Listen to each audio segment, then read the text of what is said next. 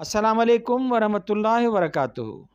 दोस्तों, आउं आहियां अली हसन अब्बासी। किताब आहे असीं लोचूं लोह में, जेल डायरी, लेखक रशीद भट्टी। छापो पहिरियों, छापे जो साल 2014 ईस्वी।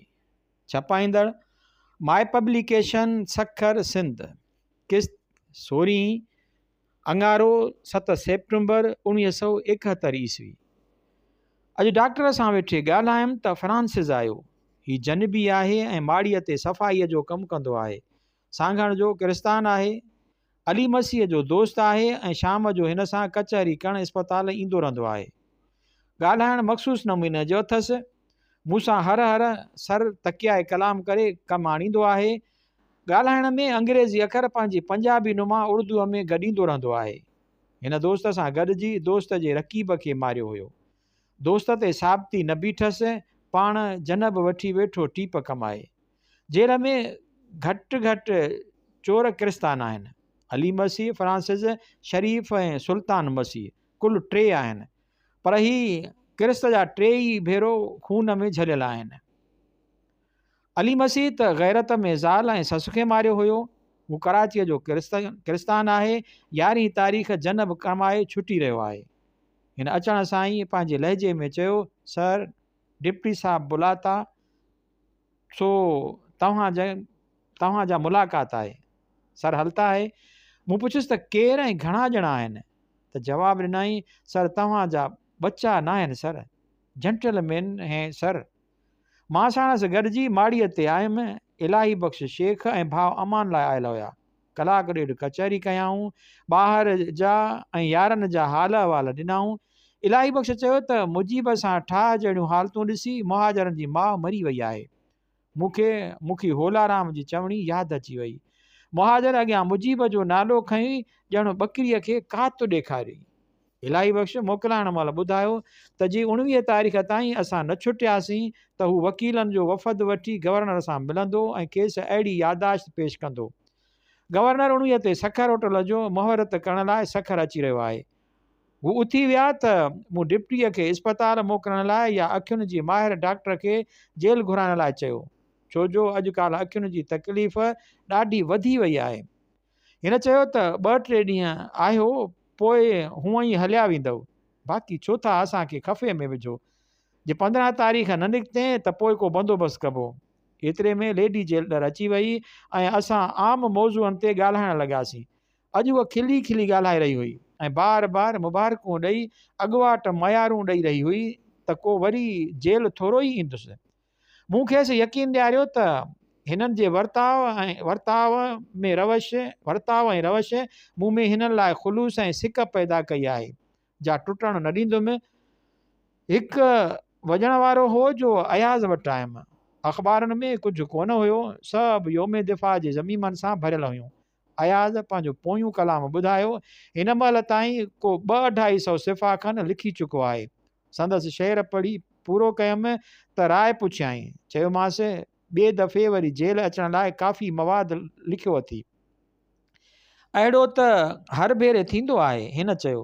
मां जेल ईंदो ई उन लाइ आहियां त ॿीहर जेल अचण लाइ मवाद ऐं सबबु ठाहे वठां। जेल में मशहूरु बि कारी टोपीअ जे नाले सां आई।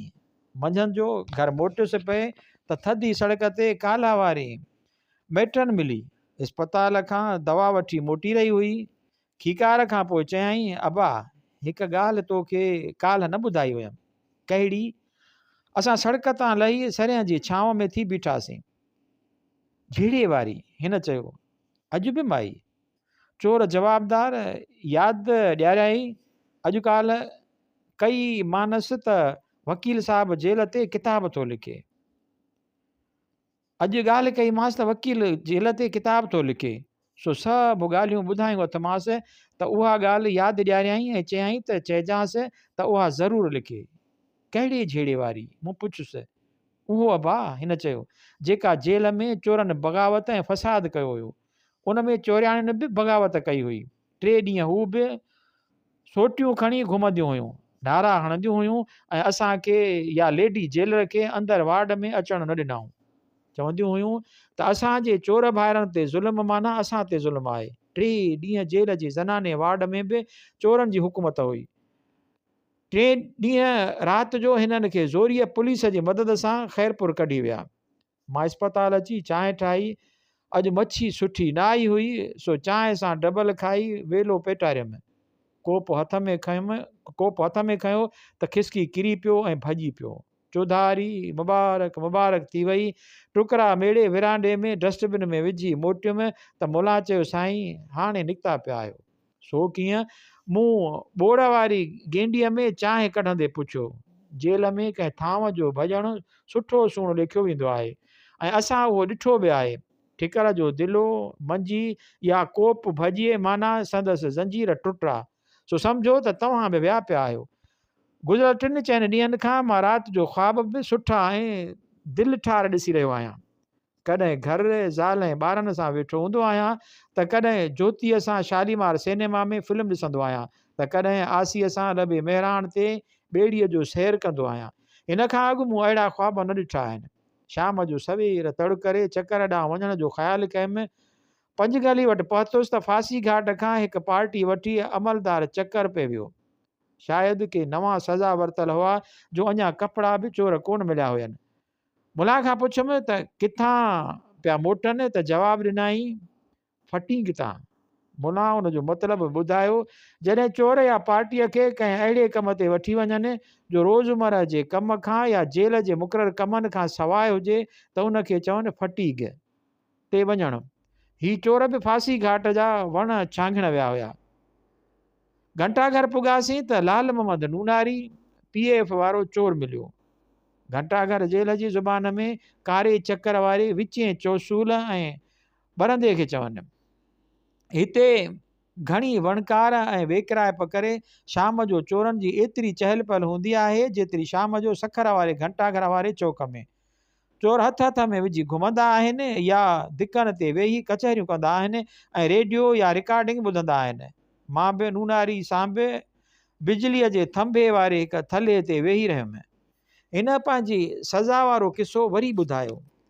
जंहिं ख़त लिखियो हुयो सो ग़ुलाम रसूल पीरज़ादो हुयो ऐं कराचीअ में कुझु वक़्तु अॻु इस्लामिया कॉलेज में लेक्चरार हुयो ऐं पोइ अख़बारी दुनिया सां वाबस्ता थियो हुयो। हिन जा लाॻापा अवामी लीग सां हुया। हिन ख़त पंहिंजे माइट मोहम्मद परियल पीरज़ादे लाड़काणे वारे ॾे लिखियो हुयो, जंहिंमें हिन पंहिंजी गिरफ़्तारीअ सां गॾु मुजीब जे गिरफ़्तारीअ जो बि लिखियो हुयो ऐं हिन जे हक़ ते हुअण जी राय बि ॾिनी हुई ऐं आख़िर में नूनारीअ लाइ सलाम लिखिया हुआ। सो उन ख़त में सलामनि में पीरज़ादो पायलट ऑफिसर ऐं नूनारी सज़ा खाई टीप कमाए रहिया हुआ। हिन ॿुधायो त संदन अॾे जेसपुर में 2500 सिपाही हुया, जिन में ही हिकु सिंधी हुयो ऐं 100 पायलटनि मां रुगो 3 सिंधी हुया, हिकु पीरज़ादो ऐं 2 शेख। 200-250 बंगाली बि हुया पर उन्हनि लाइ वहिल हुयो। कंहिं मामूली सिपाहीअ जी चुगलीअ ते ऑफिसरनि खे बि कोर्ट मार्शल पे कयाऊं। असांखां अॻु 3 बंगालियुनि खे कोर्ट मार्शल कयाऊं त हिननि बांग्लादेश जे हामियुनि सां ट्रांसमीटर ते ॻाल्हायो हुयो।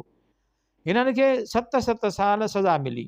हिकु बंगाली ऐं 2 पंजाबियुनि खे कोर्ट मार्शल करे परेड ग्राउंड में सभिनी फ़ौजियुनि जे अॻियां ब्रेन गन जे गोलियुनि सां परूण करे छॾियाऊं। हिननि ते तहमत हुई त बंगाल हथियार खणी वेंदे हिननि कुझु कचो बारूद खणायो हुयो जो हिननि बांग्लादेश जे मख़्ती फ़ौज खे ॾिनो हुयो। बंगालियुनि में ॾाढी बदहवासी ऐं मायूसी हुई। कुझु पंजाबी ऐं पठान बि हुकूमत जी उन रवश खे निधे रहिया हुया ऐं बंगालियुनि सां हमदर्दी करे रहिया हुया। आख़िर में हिन मूंखे रहम जी दरख़्वास्त लिखी ॾियण लाइ चयो, जंहिं लाइ खेसि सुभाणे काग़ज़नि सूधो इस्पताल अचण लाइ चयुमि। 8 सेप्टेम्बर 1971 ईस्वी। अॼु ॾींहं जो पढ़ी न सघियुसि। नेरनि करे किताब खयमि त मेडिकल साहिबु अर्दली मोकिलियो। हेठि लही वियुमि त हू बाग़ में वेठो हुयो। कुर्सी घुरायाई ऐं वेही कचहरी करणु लॻासीं। बैरूत मशरिक़ वुस्ता ऐं यूरोप जे मुल्कनि मुतलिक़ मालूमात वठणु लॻो ऐं पासपोर्ट वीज़ा जा तफ़सील ऐं तरीक़ा पुछियाई। कलाक खनि वेही सखर पासपोर्ट वग़ैरह लाइ रवानो थियो। मां मथे अची किताब जो 1-2 सिफ़ो ई पढ़ियो त वरी माण्हू आयो। हेठि आयुमि त मेडिको सां 2 दोस्त डॉक्टर ज़मान बुगटी ऐं मिस्टर पाल ॾिठमि। मुलाक़ात लायल हुया। वरी कलाक खनि कचहरी कईसीं। उथियासीं त माड़ीअ तां माण्हू आयो। माड़ीअ ते गेट कीपर चयो त राशिद जेलर घुरायो हुयो। अॼु ॾाढो चापड़ चौपड़ वारी मूड में हुयो। 32 नंबर खणाए सुप्रिटेंडेंट ॾे वठी हलियो ऐं इस्पताल मोकिलण लाइ आर्डर कयई। डिप्टी CID ऐं मार्शल जे भउ खां न पिए मुको, सो पुलिस ॾांहुं जुमे लाइ लेटर कढियाई। पोइ पतो पियो त अॼु ई चापड़ चूपड़ छो थी रही हुई। मोटी हिन जे ऑफिस आयासीं त मतिलब जी ॻाल्हि कयई। हिन खे नौकिरीअ लाइ दरख़्वास्त लिखाइणी हुई। कराची रेस क्लब में बुक मेकर्स रिंग जे सुपरवाइज़र जी आसामीअ लाइ खेसि दरख़्वास्त ड्राफ्ट करे ॾिनमि। माड़ीअ ते नबन दवाऊं डायरी ऐं पेन खणी आयो। खेसि ॿुधायमि त जुमे ॾींहुं इस्पताल वठी वेंदा। अॼु अख़बारूं जेल में कोन आयूं, छो जो काल्ह कोन निकितियूं हुयूं।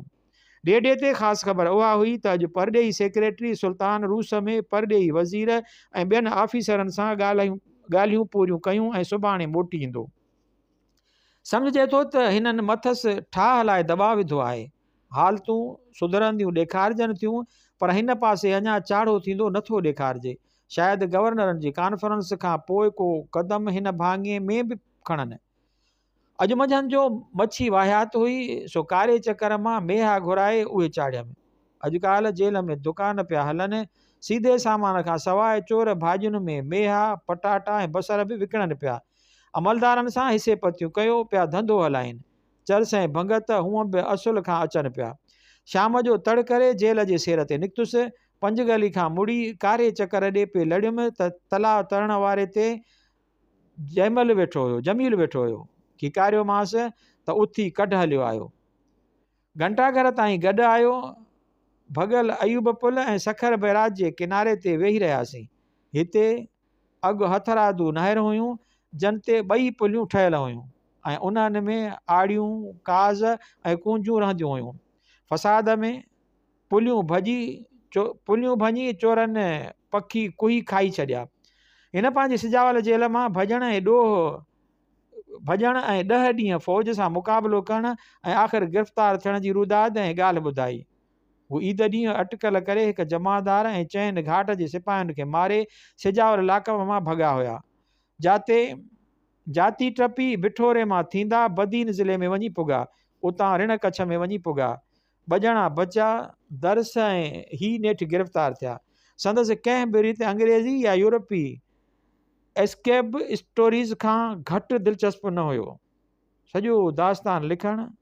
अयाज़ वटि वियुमि त विंझी सिंझी वाक लाइ तयारु थियो बीठो हुयो। अयाज़ बि बिल्कुलु आसाइतो नज़र पिए आयो। मूंखां पुछाईं त मूं चयुसि त मां उहा बि आस रखां थो त पंहिंजो ख्वाब बि अखियुनि सां ॾिसंदासीं। जंहिं मक़सद लाइ विढ़ूं ऐं ड्रोड़ूं पिया सो पूरो थींदो ॾिसंदासीं। अयाज़ बि उहा आस रखणु शुरू कई आहे। अॻु चवंदो हुयो त ईअं जाखोड़ में ई मरी वेंदासीं, पर हाणे चवे पियो त सभु अखियुनि सां ॾिसंदासीं। इन अपखंड जूं सियासी हालतूं एतिरो तेज़ीअ में फिरी गिरी रहियूं आहिनि जो पंहिंजो आदर्श को परे ऐं ओखो नथो नज़र अचे। अॼु सवेर ई घर मोटी आयुसि। अॼुकल्ह 2-3 सुगड़ इस्पताल में आया आहिनि, सो सवेर ई मानी खाई सुगड़नि जी कचहरी शुरू थींदी आहे। जा 12 खनि ताईं हलंदी आहे।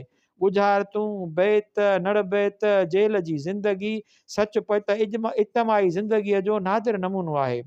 हिक ॿिए सां मुहबत, हिक ॿिए जी टपड़ में बिना मोकल ऐं एतमाद सां हथु विझणु ऐं खणणु, हिक ॿिए खे शइ शुगल ॾियणु ऐं वठण में हबक असुल न, हंडीवाल में मानी खाइणु ऐं हर शइ कामन करे लेखणु, महिमान नवाज़ी हित बि ॿाहिरि जेॾी ॿियूं न त बि कहवो सुंदर प्यारींदा।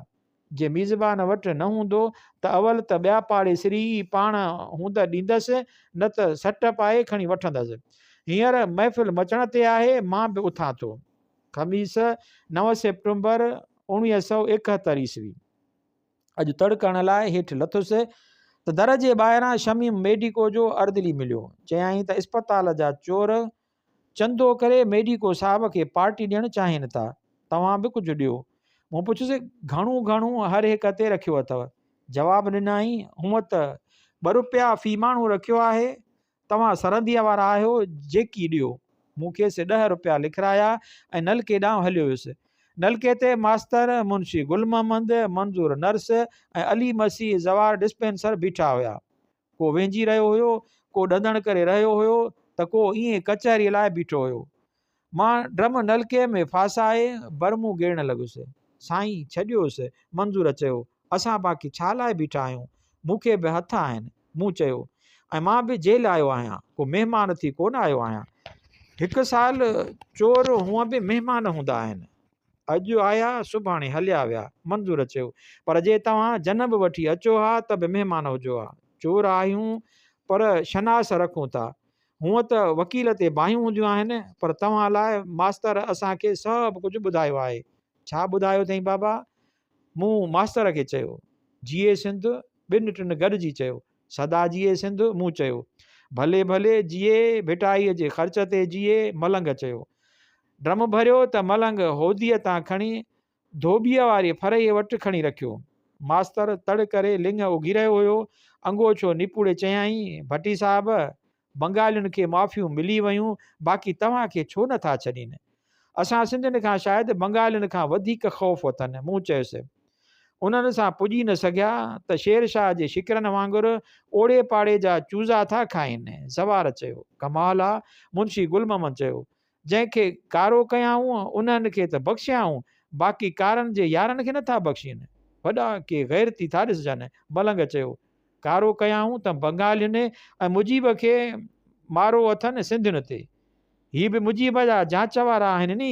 मास्तर चयो, पोइ त के मुड़ुस था ॾिसजनि। मलंग चयो, मुड़ुसनि जा यार बि मुड़ुस माण्हू थींदा आहिनि।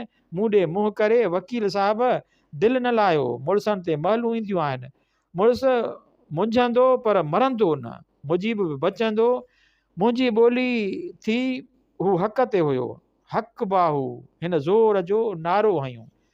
11 बजे हेठि लथुमि, डॉक्टर वटि वेठो हुअसि त डिप्टी आयो।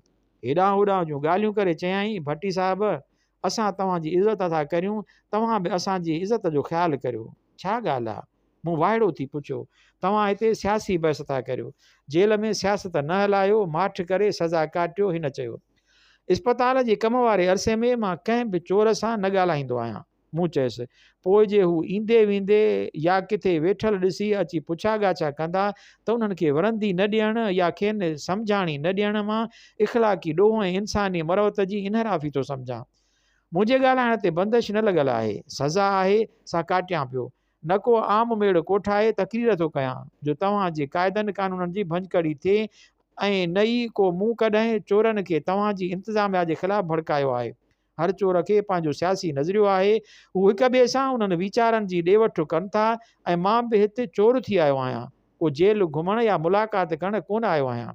उहा बि ॻाल्हि आहे त मां मुस्लिम लीग या जमायत इस्लामीअ जे नज़रियनि जो प्रचार नथो करे सघां, जंहिंजे करे ई मां सम्झां थो त तव्हांखे नाराज़गी थी आहे। ईअं न आहे। हिन शकी थी चयो, ठीकु आहे बाबा, जेको वणई कर, पर इंतिहा पसंदि ऐं ज़ुबान जो सख़्तु ऐं मुंहुं फाड़ न थी। CID हिते बि अची पुगी थी, पोइ पाण संभाल। सिंधीअ में चवणी आहे त सिजल थिए खां पोइ अवेल कान्हे ऐं फुरिए पोइ वेल कान्हे। जेल में त आहियां ई, वधीक छा कंदा? मूं चयुसि, बाबा पाण ॼाण। हिन चयो, मां सम्झुमि त चोरनि में को न को ख़ाबिरू छॾियल आहे। उतां उथी अयादव टाइम अॼु अख़बारनि में बंगाल में माफ़ी मिलियल ॾोहिनि जे निकिरण जा फोटा आयल हुया।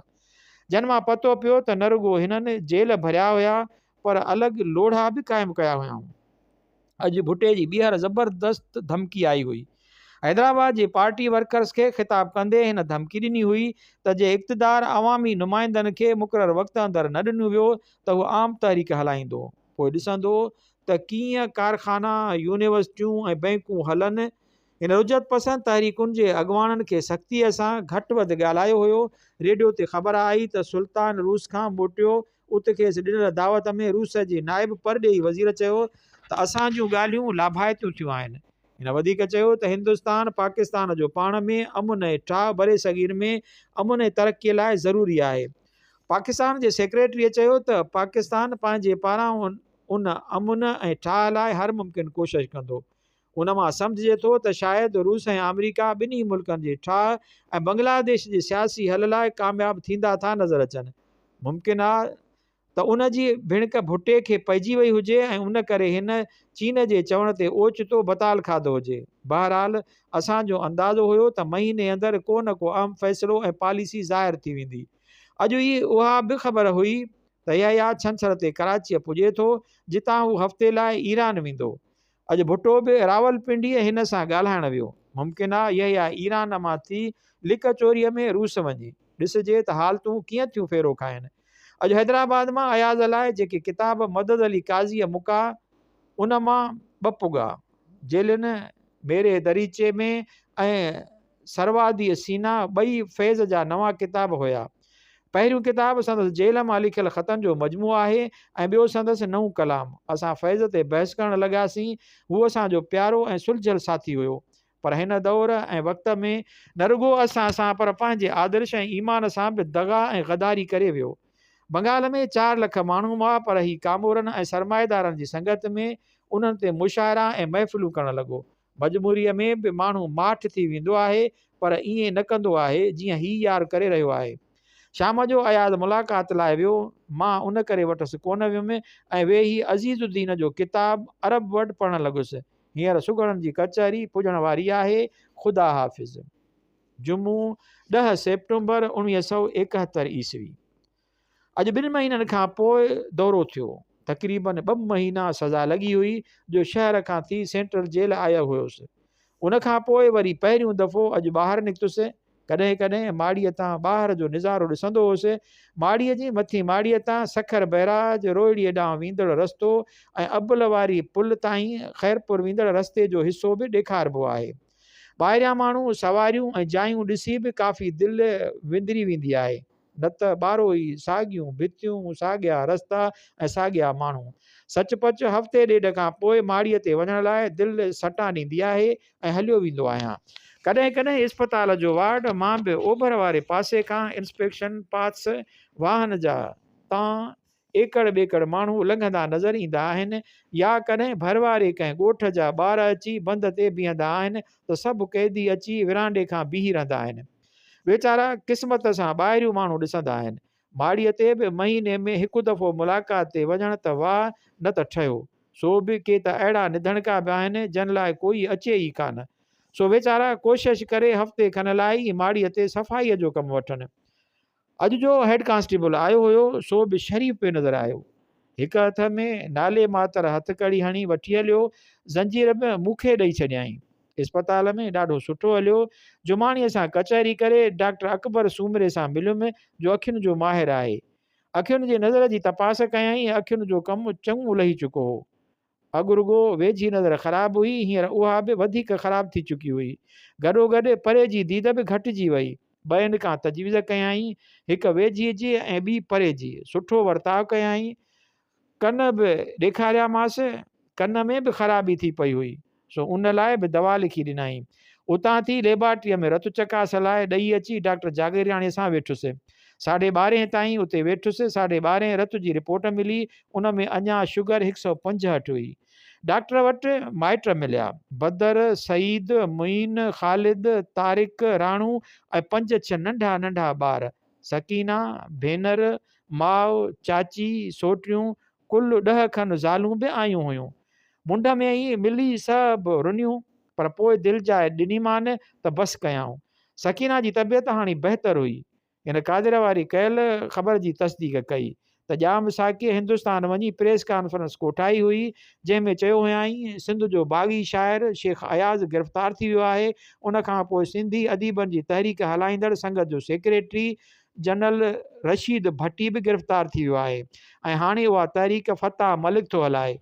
हिन GSM जी तहरीक जो मुक़ाबिलो जीअं बांग्लादेश तहरीक सां कयो हुयो। सकीना चयो त हिन न रुॻो उहा ख़बर रेडियो ते ॿुधी हुई पर कामरेड कीरत बाबाणीअ जे सिंधू धारा में बि पढ़ी जा हिंदुस्तान खां आई हुई। सकीना दिलि ॿधल पे नज़र आई। ॿियूं माइटियाणियूं बि ठीकु हुयूं।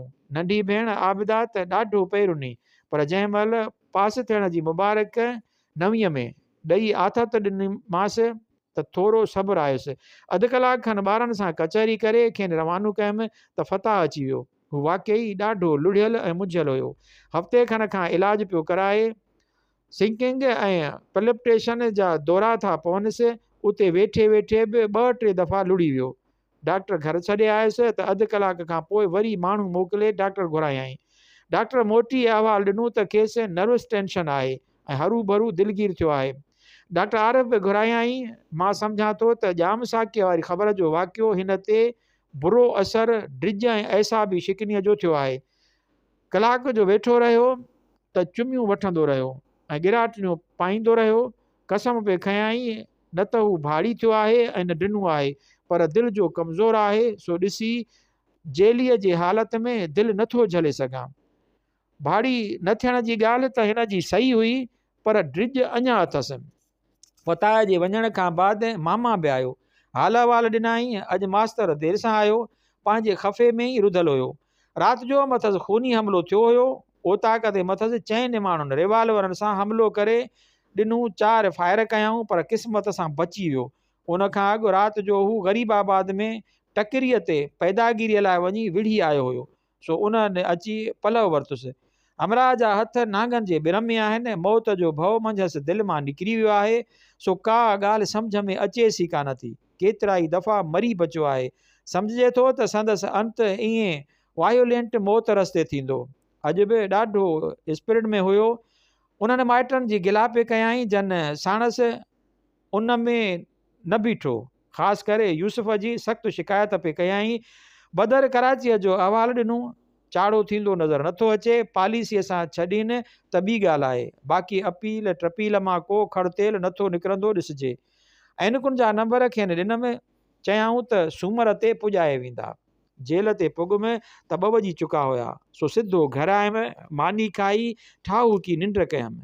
शाम जो अयाज़ वटि वियुमि, अख़बारूं पढ़ियमि। भुट्टो सदर सां तबियत ख़राबु हुअण सबबि न मिली सघियो। उहा बि ख़बर आहे त हज़ारवी ग्रुप नेप ऐं पीपल्स पार्टी गॾियल महाज़ था ठाहिनि।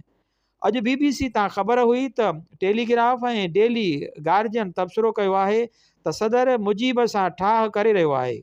उन ॻाल्हि ते भुट्टो छितो थियो आहे। हिन जो चवणु आहे त खेसि पाकिस्तान जो वज़ीर आज़म कयो वञे ऐं मुजीब सां ठाह न कजे।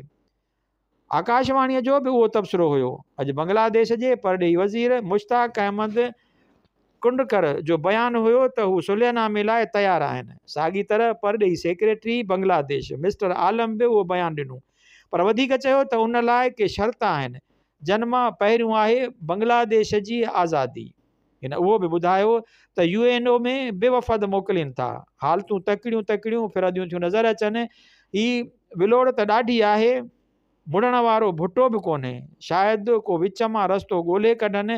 अॼु अख़बार इबरत एडिटोरियल लिखियो आहे त ओलह पाकिस्तान में बि सियासी क़ैदी छॾिया वञनि, पर अवाम मां अञा अहिड़ी का घुर न थी आहे। GTS वारो माशूक बि इस्पताल में मिलियो, जंहिं ॿुधायो त डॉक्टर रूपोश थी वियो आहे। अॼु इबरत में ख़बर हुई त डॉक्टर तनवीर जी मां गुज़ारे वई। माई भलारी ॾाढी मोहरत ऐं लिहाज़ वारी औरत हुई। तनवीर जे दोस्तनि मां मूंसां ॾाढी सिक ऐं पंहिंजाइप में हलंदी हुई। ॾाढो ॾुखु थियो। अॼु ई ताज़ियत जा ख़त तनवीर, अल्ताफ़, एजाज़ ऐं अब्दुल नबी ॾांहुं लिखियमि। फताह ॿुधायो त हू हैदराबाद हमीद वारनि सां मिली आयो हुयो।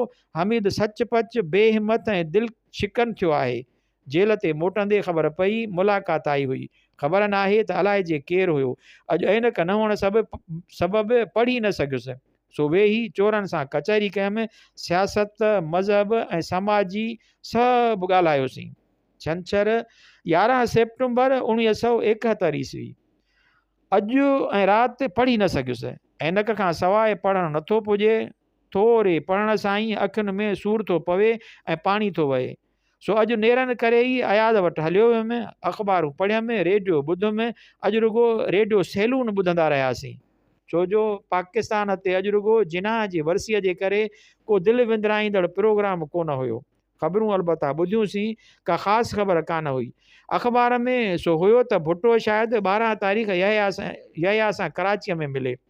अॼु इबरत में लाला कादिर, महमूद डाहिरी ऐं अज़ीज़ मेमण आज़ाद सिंध मारूवाड़ा स्टूडेंट फेडरेशन वारनि जो बयानु हुयो त सिंध जे अदीबनि, सियासी रहनुमाउनि, शागिर्दनि, मज़दूरनि ऐं हारियुनि खे बि छॾियो वञे। अॼु सॼो ॾींहुं रेडियो ॿुधोसीं ऐं सुम्ही आराम कयोसीं। अॼु पतो पियो त अमीरनि ऐं नवाबनि ऐं सरमाएदारनि जी ज़िंदगी कहिड़ी आहे। सॼो ॾींहुं कुझु न कुझु करणु ऐं कुझु न करण खां पोइ वरी आराम करणु, ॾाढो बोर थियासीं। शाम जो बि मुस्तक़बिल ते ॻाल्हायोसीं। मुंहिंजो चवणु हुयो त जे बंगाल असां सां रहे थो ऐं मुजीब बि अचे थो त पोइ असांजा ख़फ़ा ऐं जाखोड़ कंहिं हद ऐं वक़्त ताईं ख़तमु थी वेंदी ऐं तकलीफ़ खां बि छुटकारो मिलंदो। ऐं अयाज़ चयो त जे भुट्टो बि इक़्तिदार में आयो त सिंध सां एॾी हालति सख़्ती ऐं ज़ुल्म न थींदो। मूं चयो त भुट्टो मुमकिन हद ताईं सिंध खे फ़ाइदे ॾियण जी कोशिशि कंदो, पर उहो बि भुट्टे ताईं। बाक़ी जे भुट्टे ऐं मुजीब जे ॿिन्हिनि मां को न आयो त पंहिंजो दॿो गोल आहे। मुस्लिम लीगी या जमायत आया त असां वल नवें समय शुरू करेसूं। हीअं आहे, पर जे हाणे हिकु दफ़ो ई न मार्शल लॉ लथी ऐं भुट्टो या मुजीब आया त वरी हिननि खे मार्शल लॉ हणण जी सुध ई न थींदी। अवाम काफ़ी मार्शल लॉ प्रूफ थी वियो आहे। बाक़ी जे ॿई न आया त पोइ असांखे बि माठ करे विहणो पवंदो। पर केसी ताईं? मूं चयो असांजो मुस्तक़बिल असांजो आदर्श आहे, उन लाइ ई असां सभु कुझु करे रहिया आहियूं। उनखे कीअं छॾे सघंदासीं? आईंदो त क़ौम जो उहो ईंदड़ ॿारु आहे जंहिं लाइ हू माउ जा को अरसो सूर ऐं अज़ाब सहे थो, ऐं का बि माउ पंहिंजे बचे खे छॾे उन या उन तां हथु नथी खणी सघे। असीं ॻाल्हायोसीं पए त अयाज़ जी बर्दाश्तीअ सॼियो ऐं असां पकोड़नि सां दिलि विंदराईसीं। अॼु वॾेरे जी वाड़ीअ मां वाङण ऐं मास्तर जे माड़ीअ मां सावा मिर्च पटिया हुआसीं, सो शाम पकोड़नि सां मल्हाईसीं। अॼु आसी ऐं संदसि मुड़ुसु मिलण आया। मोकल जो ॾींहुं हुयो, पर मिड़ई हथ पेर हणी मुलाक़ात जो मौक़ो वठी विया। पाण सां मेवे जी छली ऐं सिगरेटनि जो बि चङो स्टॉक खयों आया हुआ। मंझंदि ताईं कलाक खनि वेठासीं। मूं शिकायत वारी टोन में खेनि चयो, अॼु कीअं भुली पिया आहियो? सो शर्माइजी बहाना तलाश करणु लॻा। आसीअ जो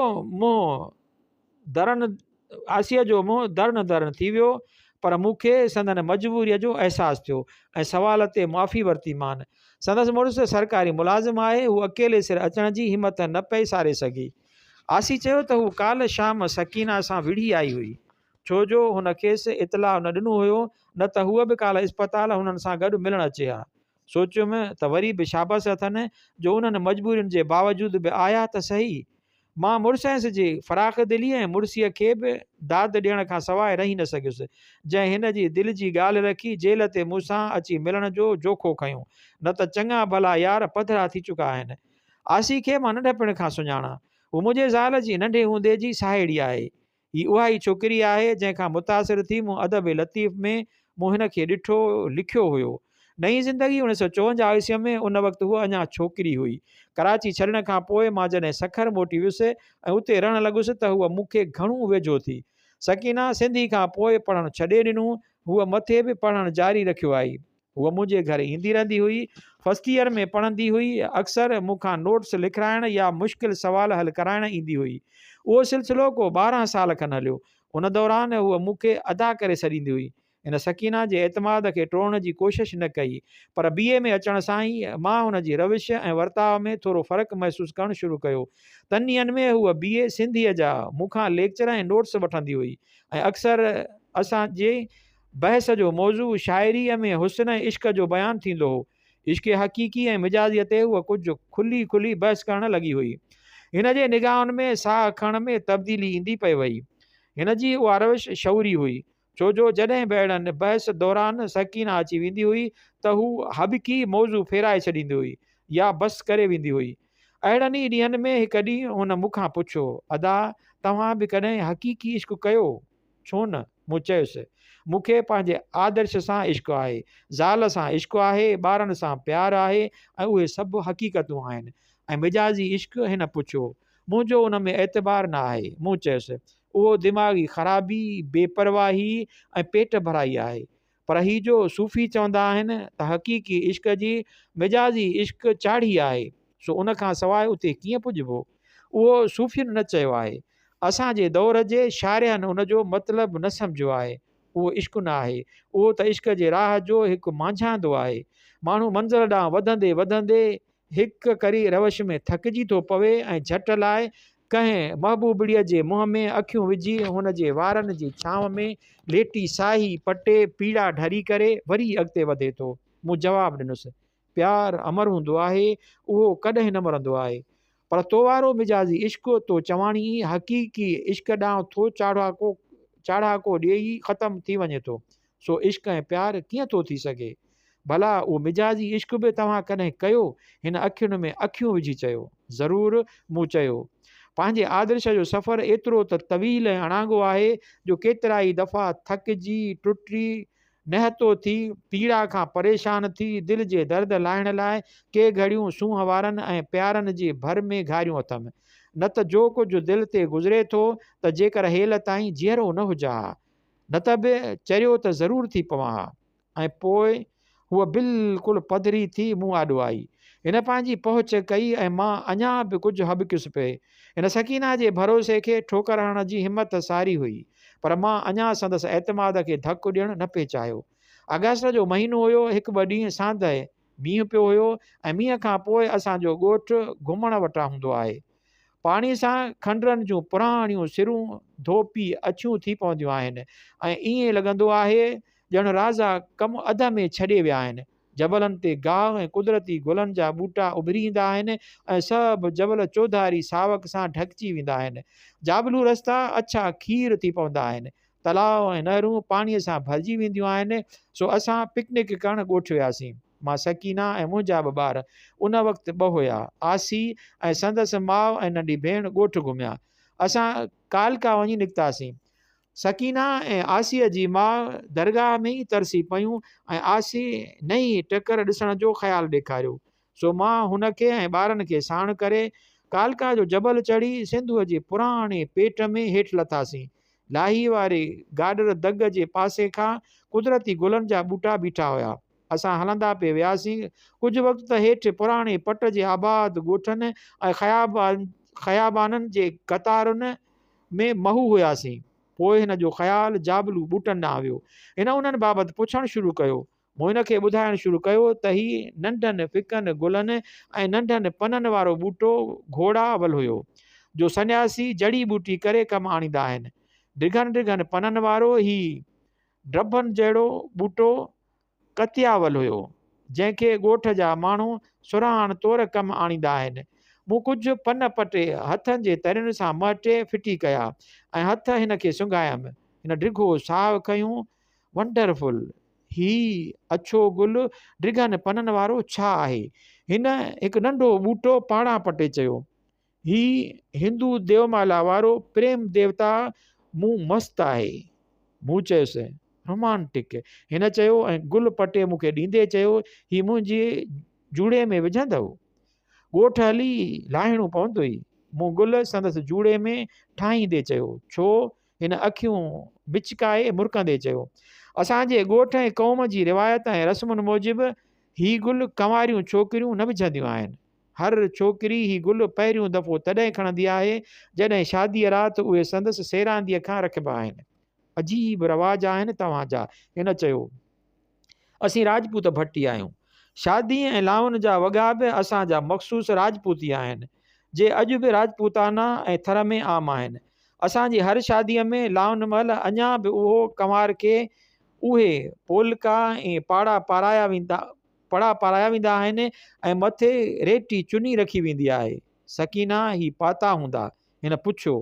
काश मां ॾिसां हा, पर तव्हां शादी ही चोरीअ करे छॾी। ॾाढी भाग वारी आहे सकीना जो तव्हां जहिड़ो मुड़ुसु मिलियो अथसि। तव्हां बि भागवान आहियो या न? बिल्कुलु, मूं संदसि जो मतिलबु सम्झंदे जवाबु ॾिनो। हूअ मुंहिंजे मतिलबु जेतिरो पढ़ियलु आहे। मूंसां प्यार अथसि। घर ऐं ॿार ते साहु ॾिए थी। घरू कम खां वांदो थी कॾहिं कॾहिं मूंखे लिखण पढ़ण में मदद करे थी। ॿियो छा खपे? पाण खां वधीक पढ़ियल ज़ाल रखण जी मां बि ख़िलाफ़ु आहियां। उन हालत में हिकु त हूअ होशियारी ऐं ॾाहप ॾेखारण लाइ पाण मथे करण जी कोशिशि कंदी आहे, ऐं ॿियो त अॼु जी तालीम ऐं हितां जो माहौल पढ़ियल ॻढ़ियल औरत में अजायो अहसास बरतरी पैदा थो करे, ऐं असां जहिड़े ख़ासि हसास क़िस्म जे मर्दनि लाइ उन औरत जूं नाज़ बरदारियूं ऐं रविशूं बर्दाश्त खां ॿाहिरि थियो पवनि। पोइ या त उन आॾो सरेंडर करियूं या सॼी उमिरि जी खिटपिट पई हले। सभु पढ़ियल ईअं न आहिनि। हिन कंधु हेठि कंदे चयो ऐं मुंहिंजे हथ खां वठी चयो। झटि वेहूं, थकिजी पई आहियां। असां हिकु किरल छिप ते वेही रहियासीं। हिन मुंहिंजो हथु न छॾियो। उहो सचपच थकिजी पई हुई ऐं तकिड़ा तकिड़ा उभा साह खणी रही हुई। ॿार अञा कुझु पुठ भरो हुया। तव्हां त थकिया ई न आहियो? शायदि हिननि जबलनि चढ़ण ऐं लहण ते हिरियल आहियो। मुंहिंजो त दम चढ़ी वियो आहे। हिन हेॾे होॾे ॾिसी चयो, जेकर थोरो लेटां या ॼंघूं डिघियूं करियां, थोरो लेटी पओ, मूं छिप जे हिक पासे ते सुरंदे चयो। उहा पासीरी थी ॼंघां डिघियूं करे मथो उभे ठूठ ते रखी अहली पई। संदसि मथे खां छिप जे कुंड ते हिकु मदन मस्तु बीठो हो। हिन पटे वांदे हथ सां फेराईंदे चेटीअ में फलराईंदे मुंहिंजे हंज में रखियो। संदसि अखियुनि में प्यार वारी निमाणाइप हुई ऐं जिनसी जज़्बे खां चप खुली विया हुयसि। हिकु दफ़ो मुंहिंजो मन बि मतवालो थी वियो। मूं हिन खे पहिरियों दफ़ो उन नज़रुनि सां ॾिठो। हिन जी दिलि वधी, अखियुनि मां मिलियल वरंदी ॾिसी हू थोरो सुरी वेझी थी ऐं हथ ते पंहिंजो हथु रखी पुछियाईं, तव्हांजी उमिरि घणी आहे? हिन जो पहिरियों दफ़ो अदा बजाए तव्हां सां ख़िताबु शुरू कयो। 28 साल। मूं संदसि हथ खे ज़ोर ॾींदे चयो, ऐं तुंहिंजी 18 साल। उहो उथी वेठी ऐं मुंहिंजो ॿियो हथु बि हथ में झलियाईं। ॿई उमिरियूं गॾिबियूं त बि कुराड़प जी उमिरि असां खां साले दूर हूंदी। मूं खेसि हथनि खां वठी छिकियो त पाड़नि खाधल वण जियां मूं ॾांहुं ढुरकी पई। हिन जूं अखियूं पूरजी पयूं ऐं मुंहिंजो पाण अर्पण ऐं हवाले करण जी भावना अची वियसि। अदी उठ ॾिस उठ। असां छिरक भरे ईअं जागी पियासीं ॼण कंहिं मथां थधे पाणीअ जूं बाल्टियूं ओतियूं हुजनि। मथां जतन जो उठनि जो काफ़िलो टलियूं वॼाईंदे वञी रहियो ऐं ॿार असां वारी छिप ते बीही नची ऐं ताड़ियूं वॼाए रहिया हुआ। असां नई टकर ते झटि वेठासीं। हिन थर्मास मां चांहि कढी पहिरियां ई मूंखे ॾिनी ऐं पोइ पाण पीती। ॿार गोल गोल पुड़ियूं ऐं मेट जे खाणियुनि मां मेट ॻोल्हे रहिया हुआ। हिकु ॿ ॿिया सिया बि आयल हुआ। उते ख़बर पियमि त हू ॻाईंदी बि हुई। हिन सिंधी सहरो ॿुधायो हुयो, राण लड़े सोढ लड़े, तंहिंजे रिहाण जो रंग लॻो। मोटंदे हिन घणो ई ॻायो, ॻुझनि लफ़्ज़नि में इज़हार कयो त काश हू मुंहिंजे ज़िंदगीअ में उहो मक़ाम वठी सघे जो सकीना जो हुयो। मूं साणसि उन लाइ मजबूरी ॾेखारी। हू काफ़ी दिलकश पई लॻी। उहा असांजी हिन वारी मिजाज़ी इश्क जी शुरूआति हुई। उन खां पोइ तुर्त ई असां हिक ॿिए लाइ दिलि जा दरवाज़ा खोले छॾिया। ॿई थकल टुटल मुसाफ़िरनि जियां हिक ॿिए जे उञ ऐं थक लाहिण लॻासीं। उन ॾस में बि शुरूआति हिन ई कई। हू शायदि आचर जो ॾींहुं हुयो। मां घर सुतो पियो हुउसि। मथे में सख़्तु सूर हो। सकीना शाम जो ॻोठ भाणेजे जी छठीअ ते वियल हुई ऐं अॼु मंझंदि ताईं मोटणी हुई। हू आई त मां अकेलो हुउसि। सकीना जो पुछियाईं, ॿुधायोमांसि त ॻोठ वई आहे। तव्हीं हेल ताईं सुता छो पिया आहियो? पुछियाईं। मथे में सूर अथमि। मूं चयुसि, चांहि न ठाहे वठी त जेकर सूर लही वञे। उहो उथी बोरची खाने में वई ऐं 15 मिंटनि में चांहि सां गॾु एस्प्रो बि खयों आई। मुंहिंजे मथे खां वेही हिन एस्प्रो जूं टिकियूं खोले मुंहिंजे वात में विधियूं ऐं मूं संदसि आङुरियुनि में चक विधो। हई अला, हिन मिठड़ी रड़ कई। बीमार पिया आहियो त बि शरारत नथा छॾियो।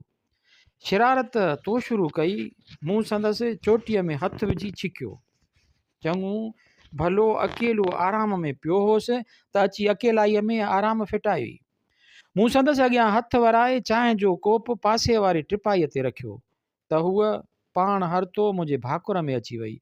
उहा मथे धड़ सां खट ते लेटी पई हुई ऐं हेठियूं धड़ बेजान थियो लड़की रहियो हो।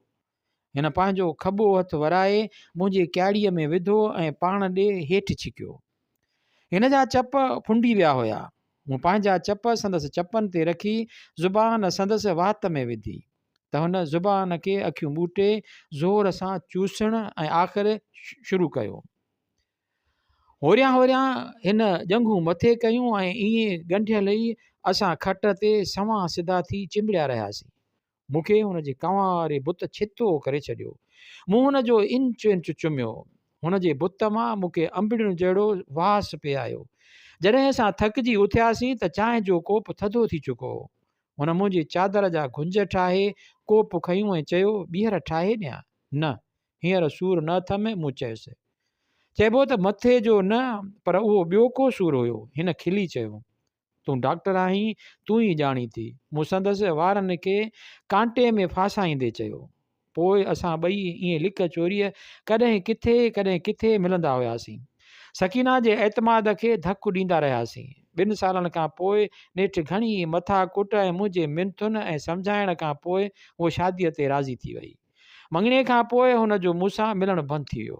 मां बि हक़ीक़त खे ॾिसी खेसि विसारण जी कोशिशि कई, जंहिंमें काफ़ी तकलीफ़ खां पोइ मां की क़दुरु कामयाबु थियुसि। शादीअ खां हफ़्तो अॻु उहा आख़िरी भेरो असांजे घर आई। सकीना चांहि खण वई त हुन चयो, तव्हांजे करे जीअरे मौत क़बूलियो अथमि, पर हिकु आख़िरी अर्ज़ु पूरो करियो। कहिड़ो चओ? मूं पुछियो।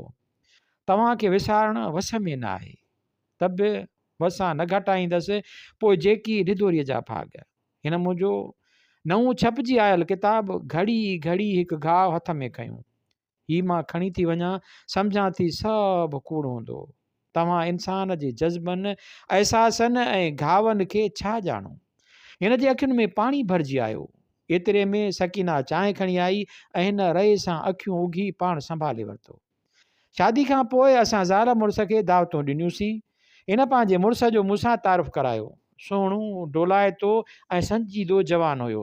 मूं सम्झो त उहा मुड़ुस सां ख़ुशि रहंदी ऐं मूंखे विसारण में कामयाबु थी वेंदी।